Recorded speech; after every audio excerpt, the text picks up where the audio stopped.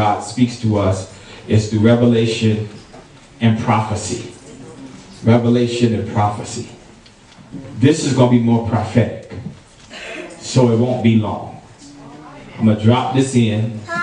You're going to shout. You're going to shout today. You're going to have to. I'm already calling it. You're going to shout today. So I already got my shoes on. Because what the Lord is saying to us in this season is that we're shifting. And I'm going to show you where we shift to. Everybody stand to your feet.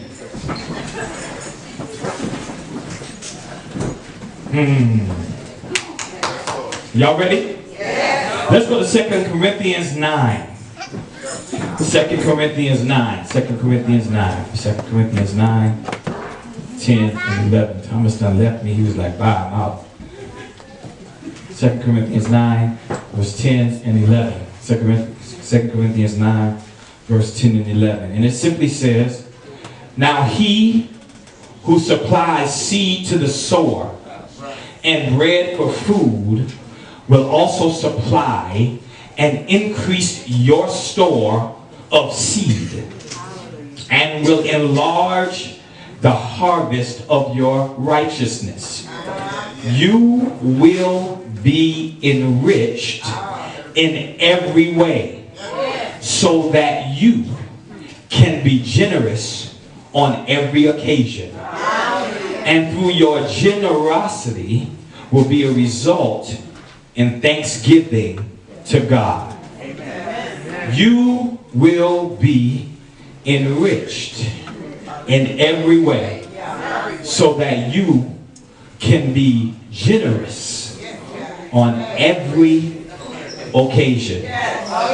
You will be enriched in every way so that you can be generous, oh God, on every occasion. I just told you this is prophecy. You will be enriched in every way.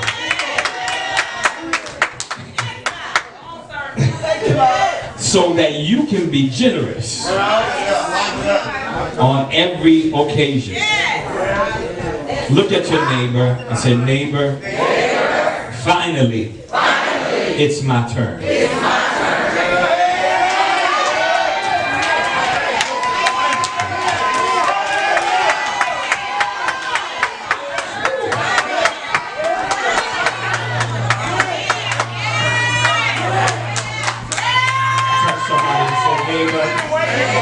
Finally, it's my turn.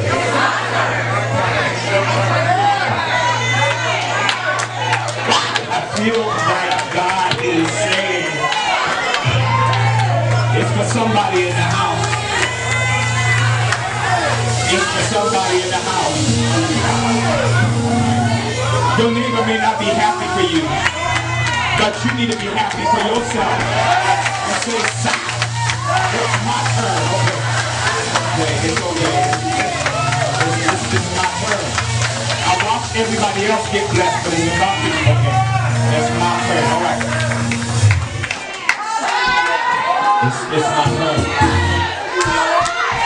It's mine. This is going to be a selfish message real quick. God, we thank you for your word. We thank you for what you're going to say, and we thank you for what you're going to do. Manifest yourself in this place in Jesus' name. Take your seats if you can. Finally, it's my turn. It's my turn. Mine. It's my turn.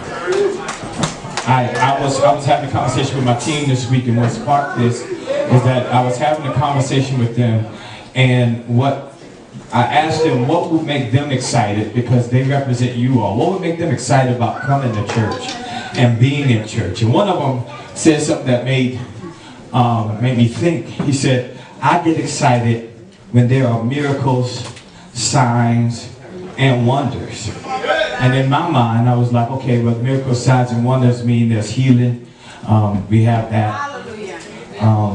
Breakthroughs. We have that. People being delivered. Yeah, we have that. People being enriched in areas of their lives. Yeah, we have that. People who overcome depression. Oh yeah, we have that. People who were suicidal and no longer. We have that.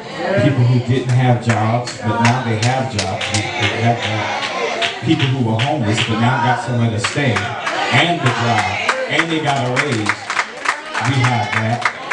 We have relationships that were broken that God's putting back together.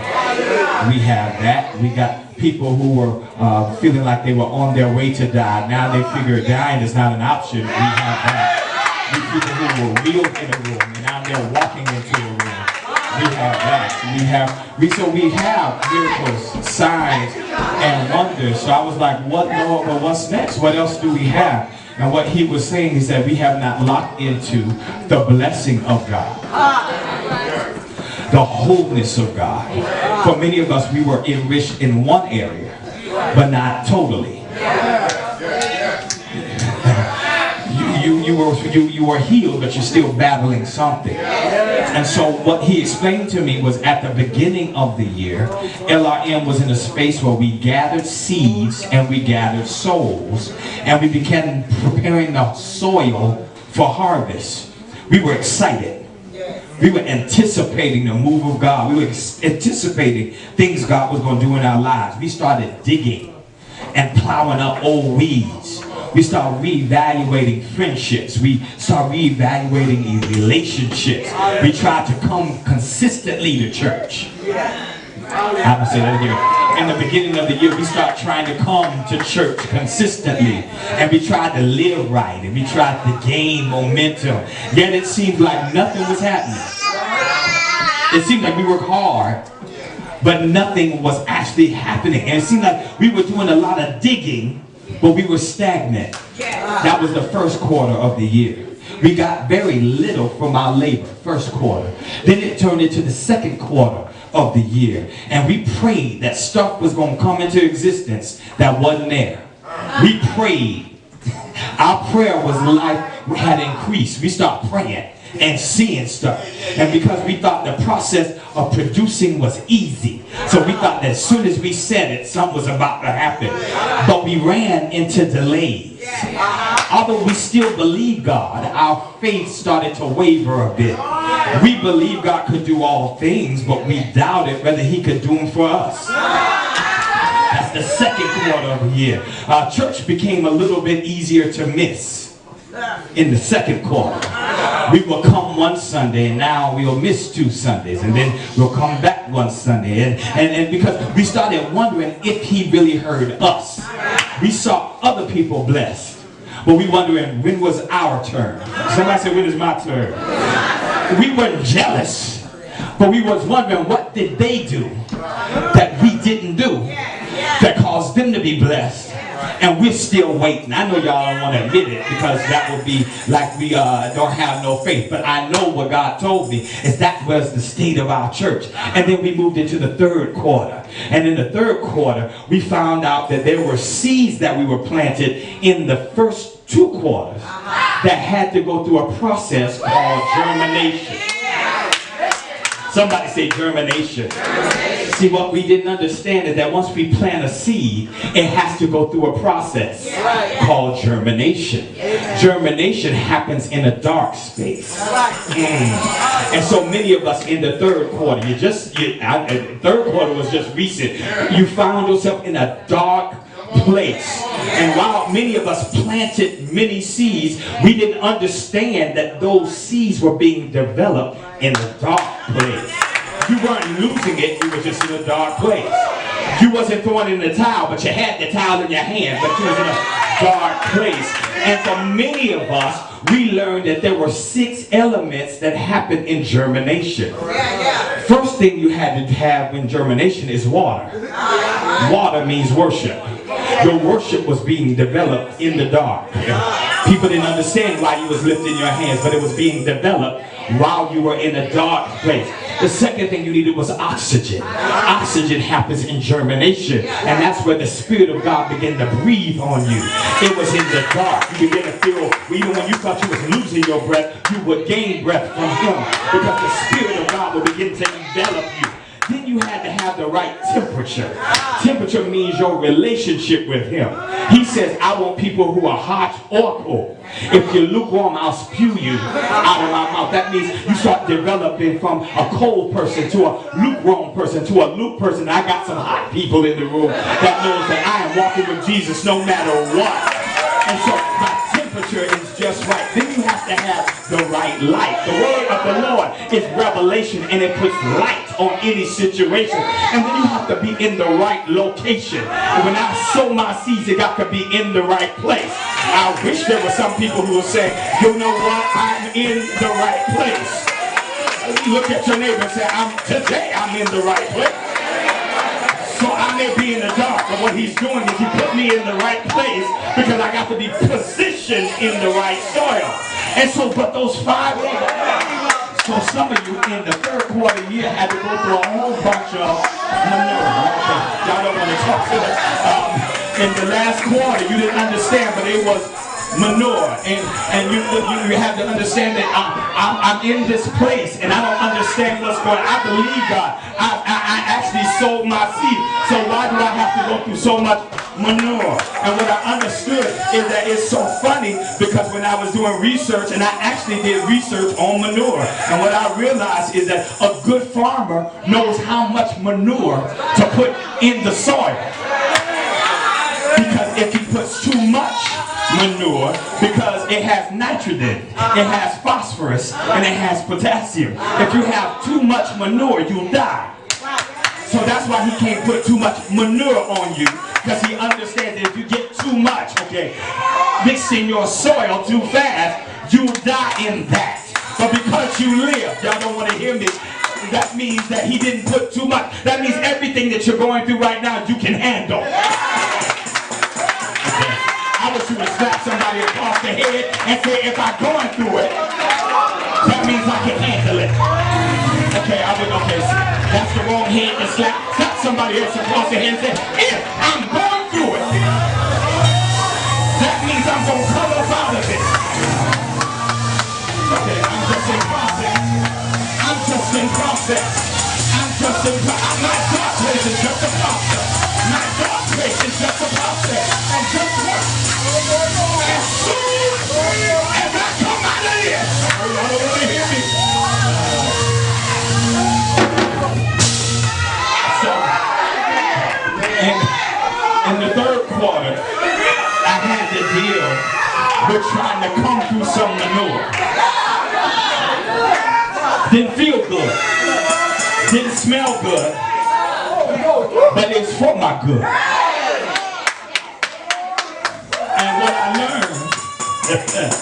what I learned is after the seed breaks open and it comes through the soil, it goes through a place called photosynthesis.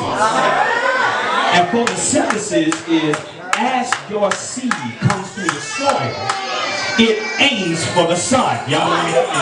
Okay. As soon as it comes out of the soil, the first thing it looks from is from the energy of the sun, okay? From the light of the sun. I know y'all think I'm talking about the S-U-N, but if you're in a germination process, as soon as you come out, you be looking for where God, what you got next for me?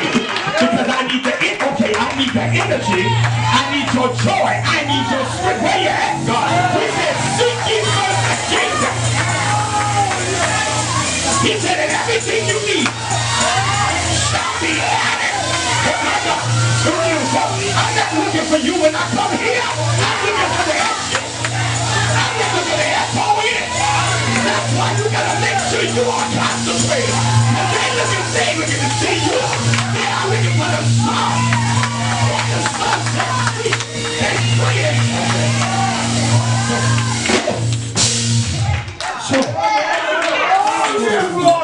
So I was planting seeds, watering seeds, and then I it wasn't coming up. But in the third quarter, I don't know about all of you, but for some of you, you wrestled with some unusual battles.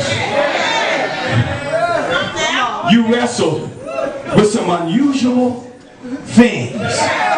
Some unusual battles occurred in this house. But because you are here, it only shows that you made it to the fourth quarter.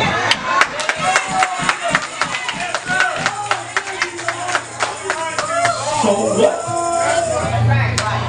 So why do you think that you can sow division and reap favor? Okay, y'all didn't. Okay. How can you sow gossip and reap joy? Okay, I know this hurts your feelings. That which you sow is what you're gonna reap. So if you sow money, okay, they get that. Okay, class. If you sow love, okay. If you sow peace, okay. Now the thing is, whatever I sow don't mean that's what I feel. I sow because of it's a principle, and whatever I want to get back, I sow it first. Because the law says I get what I sow. So I'm going to reap what I sow. The only exception to the rule is he said, those of you who sow in tears, you about to reap in joy. Because I am responsible for wiping your tears. Y'all didn't hear me. Not your man, not your mama, not your cousin there. I am responsible for wiping your tears. And what I'm going to do is I'm going to exchange all the nights you were crying. I saw what they did. I saw and I heard what they said. I saw it. But he said, what I'm going to do, and I'm going to exchange every bit of it to where you're going to have joy unspeakable, because your dependence is not on them. Your dependence is on me. So God is telling me to tell somebody, I got this one. You stressing on, they're trying to undermine you on your job. God said, I got this one. They're trying to undermine you on your relationship and your marriage. God said, I got this one. I wish you would stop somebody and say, God, I got this one. Not only will you reap what you sow, the second principle is you reap after you sow. That's the principle that we got to understand, is that you can't get a harvest that you did not plant. You can't not reap a harvest when you never planted no seeds. Your ground is bare, baby. You don't have nothing to come out. And so many of us are looking for God to do something when we didn't sow nothing. Okay, I'll talk to you today. Some of you sitting here with a praise in your mouth, but you won't let it out because you got people around you that you secretly want God to do something. And I'm here to tell you, if you didn't sow nothing in this service, you ain't getting nothing out of it. Sit there if you want to. So I got you. So you see, what you sow, I bet you're praising now.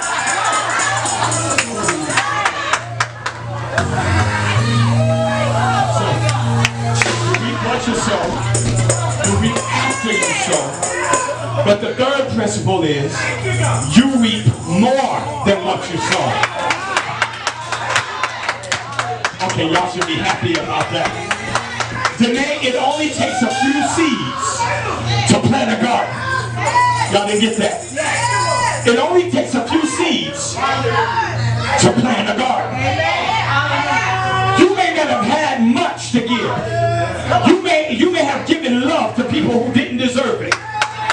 But whatever you gave is coming back to you. And it's going to be more than what you put in. Stop somebody and say, whatever I gave, be compared to what is about to get.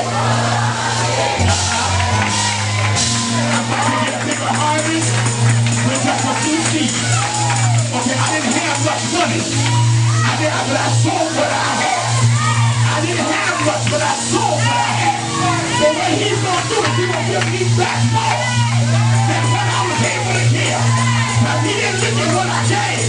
He looked at the spirit that I gave in him. I didn't have much, but I sold what I had. And so I'm going to get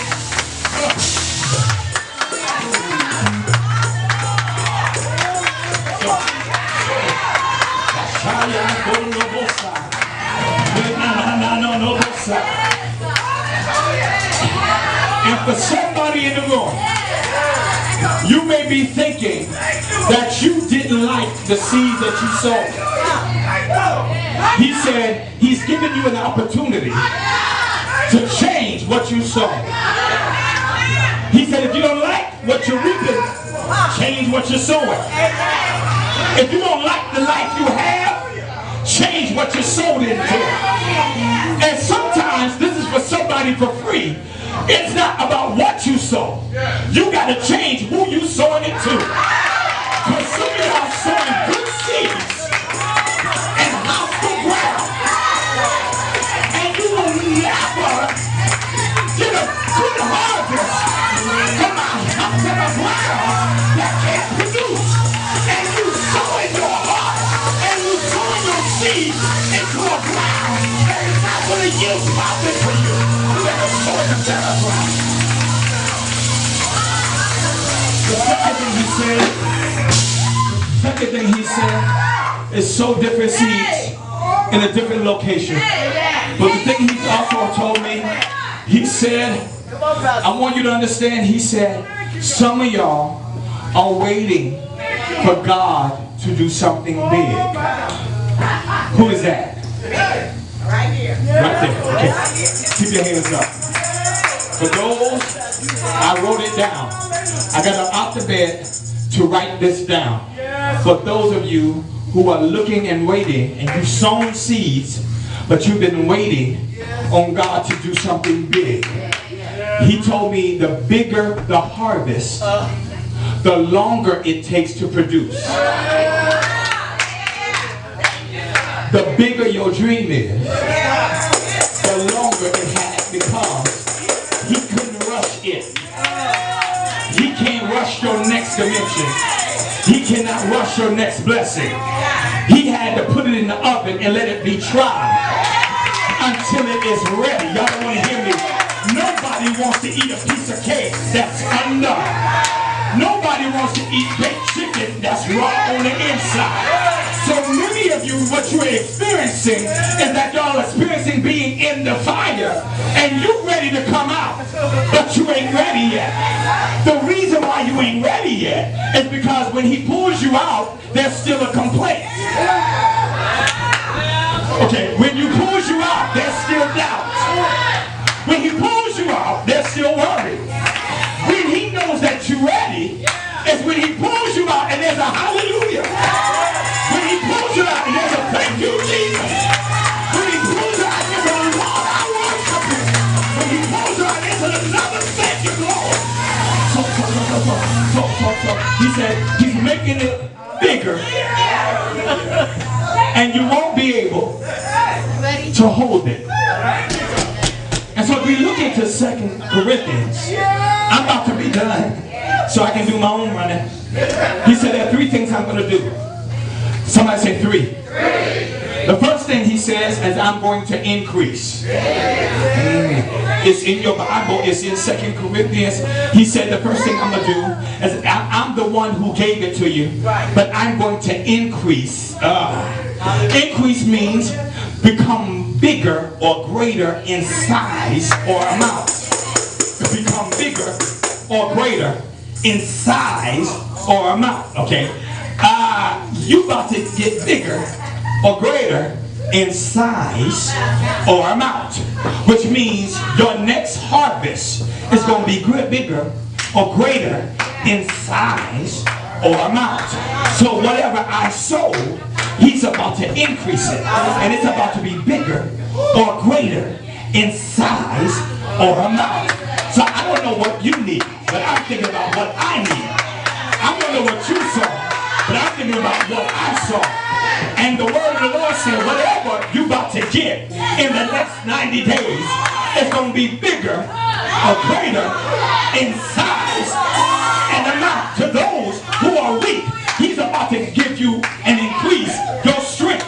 For those of you who are frustrated, he's about to increase your peace. For those of you who are poor, he's about to increase your resources. Because increase means I'm about to get bigger. And I'm going to get more. And I'm about to grow in size or amount. Y'all didn't get that. In size or amount. In size or amount. In size or amount. So in every household in the room, it's about to get greater. You're about to get more in your house. Because he's about to increase your house in size and amount. Okay, I don't know what that means for you. Wherever you're living right now, whatever you're receiving right now, God is about to give you greater. And he's about to increase in size and amount. Y'all didn't get it yet. Y'all waiting for it to happen. But the word of the Lord said, in the next quarter, whatever you sow, I'm about to increase. Which means I'm going to put my stamp on it. Somebody say bigger. Somebody say bigger. Oh, I jumped it. Somebody say bigger. And then somebody say more than enough. He's not going to increase you to have just enough. He's going to increase you to have more.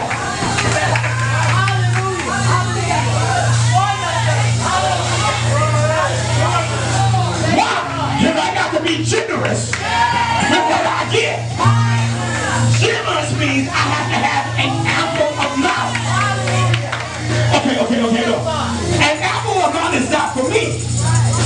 An ample amount is what I give to you. He said, I need to be generous. Generous means ample amount.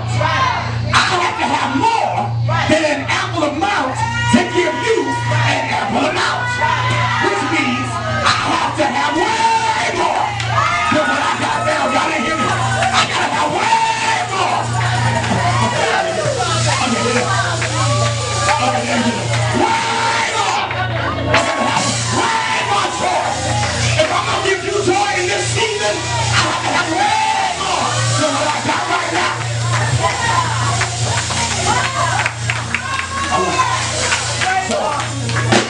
He said, I'm going to increase you way more. Then he said, the second thing I'm going to do is I'm going to enlarge. Enlarge your territory. Which means I'm going to expand. I'm going to increase the capacity of. Which means I'm going to be able to hold more. Oh, y'all didn't hear me. Everywhere I go, it's about to be mine. Everywhere that the sole of my foot tries, I'm going to have favor. So when I walk in my job this morning or tomorrow morning, when I step in there, there's going to be an enlargement of favor. They going to walk, I'm going to walk in, and they're going to have to ask me, what is it that you want? Because they're going to start recognizing who you are in the kingdom. You are not a bum in the kingdom. You are a citizen. And since I'm a citizen, I have rights. Okay, y'all hear me? He said, I'm going to enlarge the areas of opportunity, influence, and responsibility. For those of you who are comfortable where you are, this ain't for you. If you like where you are, just sit there and maybe you'll like the next one. But this is for those of you who are uncomfortable where you are. You don't like where you go to work every day. But you know you have an assignment there. is, and I wrote this down, for those of you who have been faithful on your job, serving another man or woman's vision, what he's going to do is he's about to expand your mind to get your own business. So now that people will be able to now serve you. Y'all didn't hear me. Okay, he's about to flip. He's about to flip. He's about to flip the script. Okay. God. Y'all didn't hear me. Y'all don't believe it. Whenever there was a battle in the Bible, it was over territory. Y'all didn't hear me. Whenever there was a battle and he got his army together, it was over territory. Your God is a God of territory, which means everywhere you walk, it's your territory. So you get to decide what kind of atmosphere you're going to have in this territory. Somebody said, enlarge. Creativity is expanding. Knowledge is expanding. Your name is about to expand. God is about to expand you. But there are people who are watching you. Even right now, they're watching you. They're watching everything you went through. And they're watching how you're going to get out of it. Your name is in somebody's mouth that's going to bring you in front of great men. Your name is about to come up. Y'all don't hear me talking. Your name is about to come up in the right place and in front of the right person. You got 90 days. It's about to come up. So he's about to increase you. He's about to enlarge you. And the third thing he says, I'm about to enrich you. Somebody say enrich. Enrich means that I'm going to have better quality or value of. Some of you have been healed in one area, but you ain't whole yet. Okay. What he said was, there are areas where you were overlooked. There were areas from your childhood that you have been overlooked. There's a void in some of your lives from the beginning because the enemy was trying to trick you to make you think that you were not important. Kalita, I spoke to God on your behalf on Tuesday. The Lord told me to tell you that you have a grace in your hand that he gave you. He said you are helping a lot of people. And sometimes he says you don't feel like he sees you. He said, but I see you. He said, continue to draw nigh to him because he's drawing nigh to you. And what he said is that in this next season, you're going to still help them, but you're not going to feel helpless. What he's going to do is he's going to provide you with so much joy, so much grace, to where the help that you get, or the help that you give, is not going to bother you at all. Because what's going to happen is he's going to promote you in the area of life. Not job, but life. He said he's going to bring you to a higher space, a higher dimension in him. And he said he's going to give you more than what you ever dreamed of. He said you continue to delight yourself in me. He said, and I'm going to give you stuff you didn't even know you need. He said, I'm going to give you the desires of your heart. Because sometimes your mind make you think that you don't deserve it. But you do. The mistakes was already factored in to what he's about to do to your next. He said 90 days, your mind is going to be blown, and you're going to feel not only him, but everybody around you is going to start asking, what happened to you? And you're going to be able to say, it was nobody but God. That's going to be your testimony, that it's nobody but God. Hold on. And your friend that's standing next to you, the prophet back there, that's sitting up there with his mouth closed because he got so sick of church, the Lord is telling me he is putting up, the reason why you can't do everything everybody else do is because he put a restraint on you. He said, do not covet. He said, do not covet what other folks do. He said, because you can't do what they do. He said, you can't be everywhere they are. He said, what he put on the inside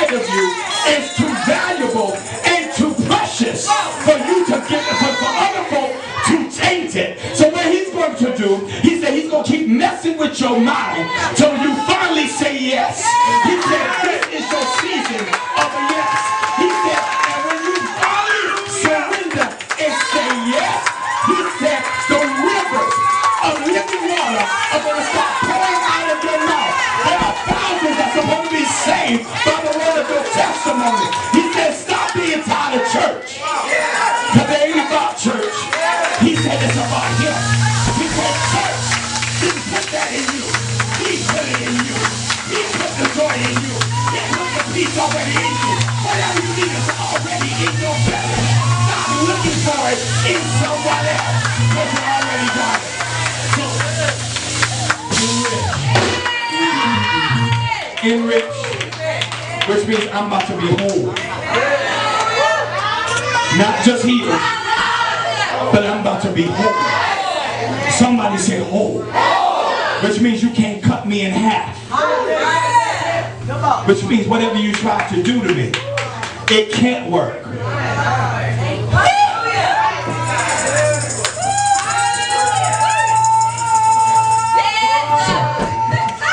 I'm done.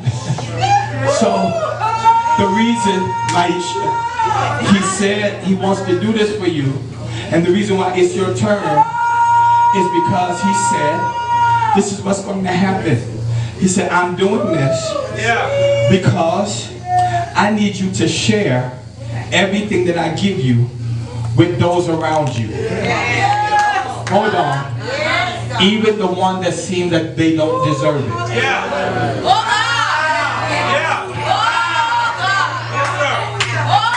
The Bible says you will be enriched in every way so that you can be generous on every occasion. Which means in everything I do, I'm going to have so much to where I'm going to be able to share it with my friends and my enemies. Because I realize that what he's about to do, listen, he's about to switch this thing. If I'm going to be the one that gives, that means I can't be the one that's borrowing.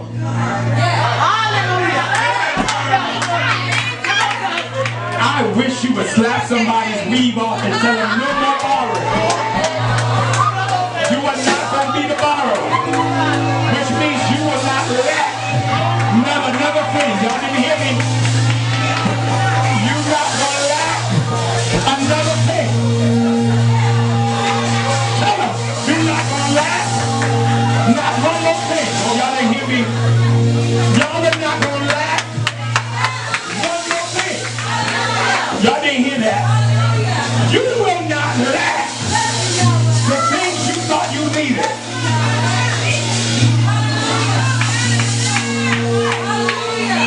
So,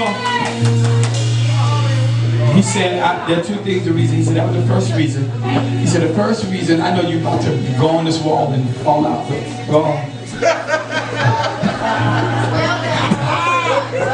In fact, come on.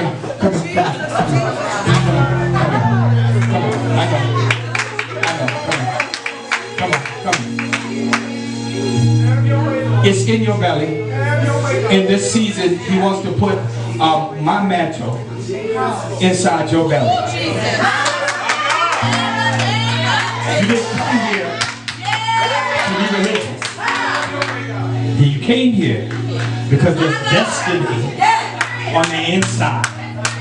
And in this moment, what God wants to do is let a river flow back in your belly. Because everything you need is in your mouth. And what he's trying to tell me to tell you is stop running from what he's giving you. From what you've known since you were a child. But you wanted to be common, but you can't. Come on! You wanted to be a part of the crowd, but you can't. You wanted to go out and hang out with them, but you can't. You wanted to sleep with them, but you can't. Because there is a restraint on you. And he said, never cover what they do. He said, because there's a sanctification he's put on you. So that when you speak, it'll be real. Because people need real. And that's what you've been missing, is somebody being real to you. So in this moment, go shine your door. in your belly. And there's a river that's beginning to my son down. Hold on to my son. Hold on to my son. Hold on to my son. Hold my son to me, my son. Speak to him again. Hold my son. Hold on to my son. Speak to him again. Hold on to my son. Wake up back up, God, in the middle of the night. And speak to him again. Hold my son. In the name of Jesus. It is so. I decree it is so. His mind will not be the same. His mind will not be the same. In the name of Jesus, it is so. Oh, no more loneliness, no more worry, no more stress. For the Lord is with you. The Lord is with you in this season and the next. You shall be his prophet. You shall carry his mantle. And you will be high in the world. You will lift him high above the earth. You will lift him high above the earth. Oh, no, no, no, no, no, no, no. It is so. It is so. It is so.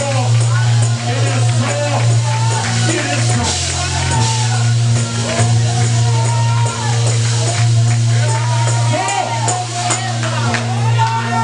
What he said is that, oh my mind, your next level of praise has to match your next level of harvest. He said, there are two reasons why I'm going to do this. There are two reasons why I'm going to do this.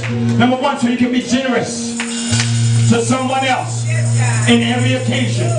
He said, but so also, so thanks, you can give thanks so that you can give thanks and glory back to the God that gave it to you. And what he told me is, I don't care if you're emotional or not. This next level has nothing to do with your emotions. Your level and your next level is all dependent on your praise on this one. He said, the more glory I receive from your mouth, the more harvest you're going to receive from my hand. The more glory I receive from your mouth, the more harvest you're going to receive from my hand. Oh my God. The more glory. So this one, your neighbor can't praise God for this one. Can't praise God on this one here. This is one that you got to praise out of your own mouth. Because I hear the sound of an abundance of rain. I hear the sound of an abundance in my church. I hear the sound of an abundance. I hear the sound of an abundance. Of an abundance. Of an abundance. Of an abundance. Of an abundance of rain. Increase. Increase. Increase. Increase. My praise has to match the level of increase I want to receive. I hear.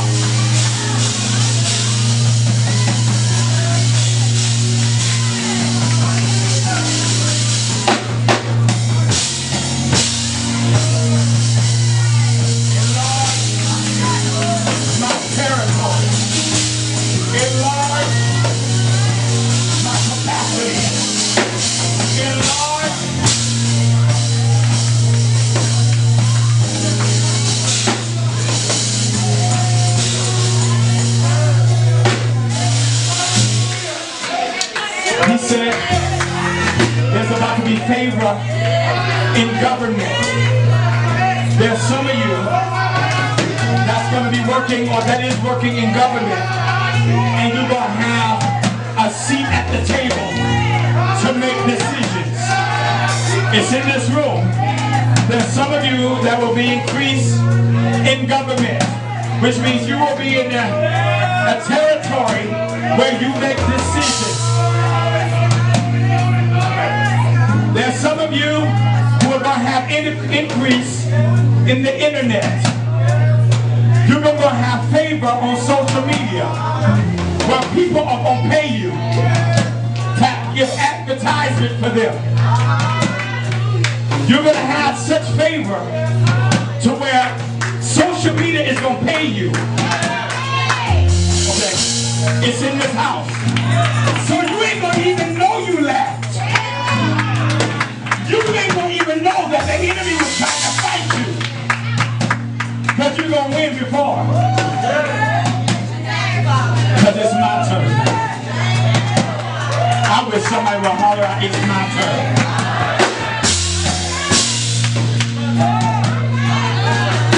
Last thing. For somebody in the room. He said, oh my mama, I'm going to unclutter your mind. He said, I'm going to think yourself clear. Y'all didn't get that? I'm going to think yourself clear. Which means I'm going to take my mind, the mind of Christ, that is in Christ Jesus, and you're going to start thinking with the mind of Christ. And it's going to think you clear. The reason why some of you can't focus on your next is because your mind is cluttered with what happened. But he said, this next season, I'm going to unclutter your mind.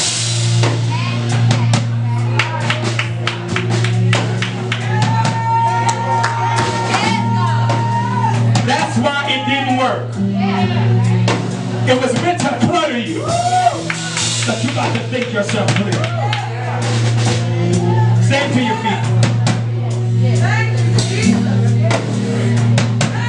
Finally, it's my turn.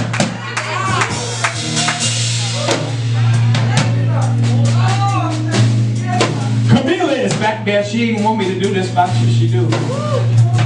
Camila is back there. Wave your hand. She's all the way in the back. Last week, she texted me. She hit me. I ain't seen her in a minute. But just because we don't see you don't mean we don't intercede for you. Oh, yeah. We call you by name. Yes, sir. Yes, sir. Even when we see you and don't see you, the blessings of the Lord still covers you.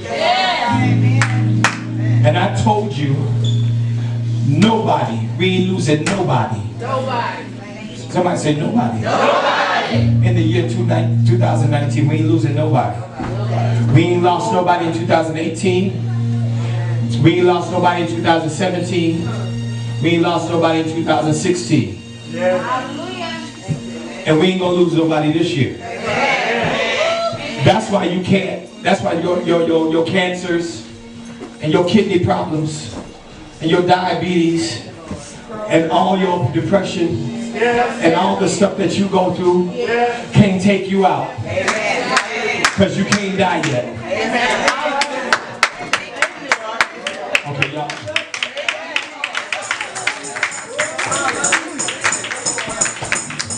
The Bible said he conquered death. And greater is he that's in us. So if he told death to behave, what you get to do? Why we scared of the devil? She hit me up and she said that these were her words. Thank you, or whoever been praying for me. She said, I was in a car accident and the car rolled over.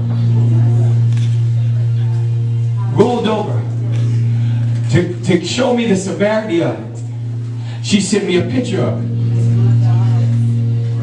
Everything was smashed.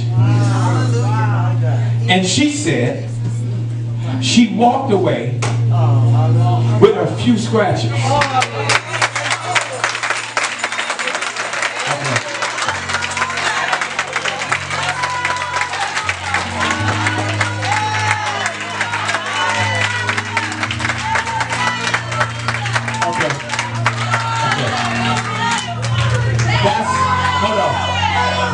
Wait a second. That's the structured clap that we normally give just to be nice. But I want y'all to consider this. Father. Thank you, Lord. The enemy is trying to kill y'all. Thank you, Lord. But we get to do testimony after testimony after testimony that no matter what his intent was, it never worked. The enemy tried to come after her, but he's a liar. She rolled over. She rolled over. She rolled over. But she walked out. That's a testimony. And I wish, not everybody, I wish 5 of y'all had a real faith. I mean a real one. A real one.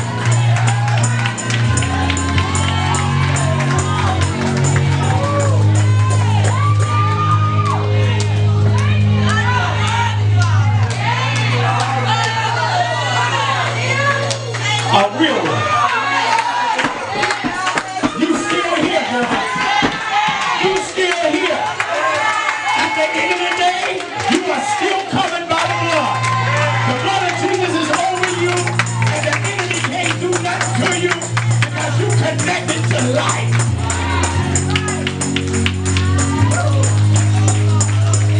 You got the right. You got the right. Somebody lift your hands. We thank you, Jesus. We thank you for your word. We thank you for your word. And we know it's going to come to pass.